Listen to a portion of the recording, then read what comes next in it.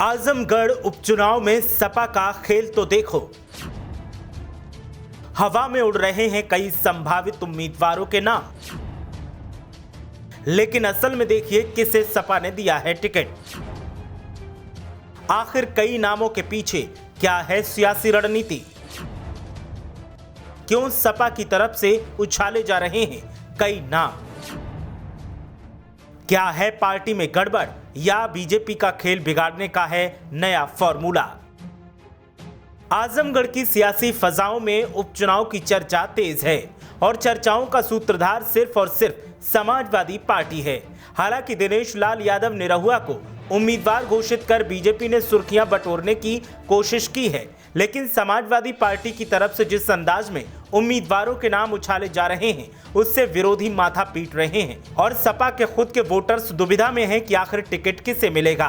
डिंपल यादव, रमाकांत यादव और सुशील आनंद, इन नामों को सपा की तरफ से उछाला जा रहा है और सिर्फ एक नाम नहीं बल्कि सभी को टिकट मिलने का दावा किया जा रहा है। और इन नामों के सामने आने के बाद विरोधियों की सारी रणनीति फेल होती दिखाई दे रही है। उन्हें समझ नहीं आ रहा कि डिंपल यादव के नाम पर प्रचार कर सपा को घेरा जाए या फिर रमाकांत यादव के नाम पर समाजवादी पार्टी की मुश्किलें बढ़ाई जाएं या फिर सुशील आनंद के नाम पर समाजवादी पार्टी को घेरने के लिए रणनीति बनाई जाए। विरोधी इसी दुविधा में हैं और सपा इसका आनंद ले रही है। हालांकि किसी को नहीं पता कि असल में उम्मीदवार किसे बनाया जाएगा, लेकिन असली उम्मीदवार तय हो चुका है और अब बस ऐलान का इंतजार है। उम्मीदवार कौन बनाया गया है उसका नाम हम आपको बताएंगे, लेकिन पहले कई नामों को उछालने के पीछे की वजह क्या है वो जान लेते हैं। साथ ही आप हमें ये भी बताएं कि क्या पार्टी में टिकट को लेकर मतभेद चल रहे हैं या फिर पार्टी बीजेपी के खिलाफ कोई पुख्ता रणनीति पर काम कर रही है।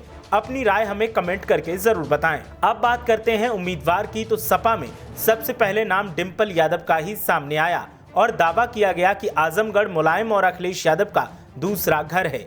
ऐसे में अपने घर से किसी करीबी को ही टिकट समाजवादी पार्टी की तरफ से दिया जाएगा। जिससे टिकट मिलेगा वो नाम डिंपल यादव का है, लेकिन बाद में पता चला कि डिंपल यादव को टिकट नहीं दिया गया। ऐसे में फिर रमाकांत यादव का नाम सामने आया और दावा किया गया कि पूर्व सांसद रमाकांत यादव को टिकट दिया जाएगा, लेकिन रमाकांत यादव ने भी अपना नाम वापस ले लिया और चुनाव लड़ने से इनकार कर दिया क्योंकि वो मौजूदा वक्त में समाजवादी पार्टी के टिकट पर विधायक हैं। अब बीएसपी के कद्दावर नेता रहे और बाद में सपाई बने बलिहारी बाबू के बेटे सुशील आनंद का नाम कल से हवा में उछाला जा रहा है और दावा किया जा रहा है कि सुशील आनंद को टिकट सपा ने दे दिया है, बस औपचारिक ऐलान बाकी है। ऐसे में सवाल इस बात का है कि अगर आजमगढ़ लोकसभा उपचुनाव में उम्मीदवार का चयन कर लिया गया है तो फिर उसके ऐलान में दिक्कत क्या है। वहीं बात करें सुशील आनंद की, तो सुशील आनंद का परिवार लंबे समय से राजनीति में है। पिता बलिहारी बाबू का बहुत सालों तक बीएसपी को सींचने के बाद मोह भंग हुआ तो वो कांग्रेस के साथ आ गए। इसके बाद 2020 में उन्होंने सपा में एंट्री ली। 28 अप्रैल 2021 को उनका निधन हो गया। तब अखिलेश यादव उनके घर भी पहुंचे थे।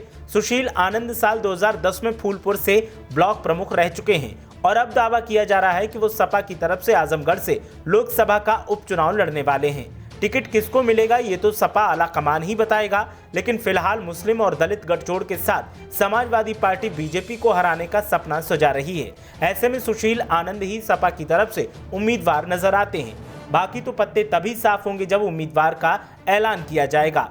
फिलहाल विधानसभा चुनाव में बम्पर जीत हासिल करने के बाद समाजवादी पार्टी उपचुनाव में भी कुछ इसी तरीके के अंदाज में आगे बढ़ रही है ताकि बम्पर जीत हासिल की जाए और सुशील आनंद समाजवादी पार्टी का चेहरा हो सकते हैं। लेकिन औपचारिक ऐलान के बाद साफ होगा कि आखिर किसके नाम पर मोहर लगी है। ब्यूरो रिपोर्ट, मीडिया हलचल।